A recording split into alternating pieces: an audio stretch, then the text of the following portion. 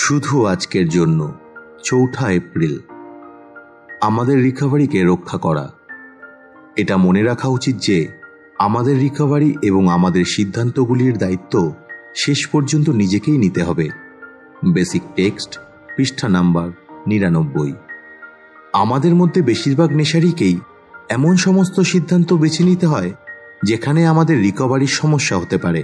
যেমন, যদি প্রচণ্ড শারীরিক ব্যথা হয় তখন আমাদেরকে সিদ্ধান্ত নিতে হবে আমরা তার জন্য ওষুধ খাবো কিনা। আমাদেরকে আমাদের ব্যথা কতটা প্রবল সে সম্বন্ধে সৎ হতে হবে এবং আমাদের নেশাশক্তি ও আরোগ্যের ব্যাপারে চিকিৎসককে সত্যি কথা বলতে হবে এবং নিজের স্পন্সরের সাথেও বিষয়টা সৎভাবে শেয়ার করতে হবে। তবে শেষ পর্যন্ত সিদ্ধান্তটা কিন্তু নিজেই নিতে হবে, কারণ সিদ্ধান্তের ফলাফল আমাকেই ভোগ করতে হবে। আরেকটি সাধারণ সমস্যা হলো, যে সমস্ত অনুষ্ঠানে মদ খাওয়ানো হবে সেই সব অনুষ্ঠানে আমি যাব কিনা। আমাদেরকে নিজেদের আধ্যাত্মিক অবস্থাটা পরীক্ষা করে দেখতে হবে।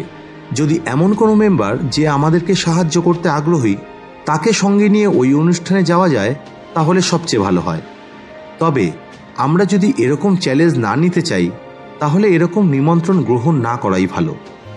আজকের দিনে আমি জানি যে সামাজিকতা রক্ষা করার চেয়ে আমাদের রিকভারিকে রক্ষা করাটা অনেক বেশি গুরুত্বপূর্ণ। এই সমস্ত সিদ্ধান্তগুলি ঠিক করা বেশ কঠিন।